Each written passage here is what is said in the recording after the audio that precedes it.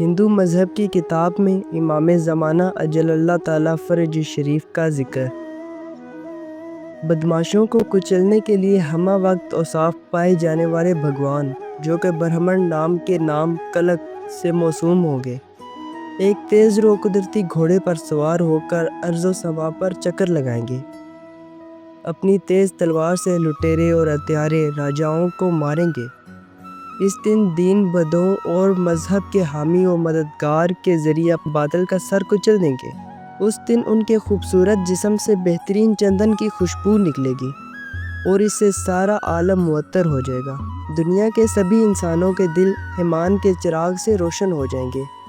سارے عالم میں خدا خدا کی آوازیں ہر سمت بلند ہوں گی اور ہر چار سمت ان کی بتائی ہوئی شریعت کا دار دورہ ہوگا۔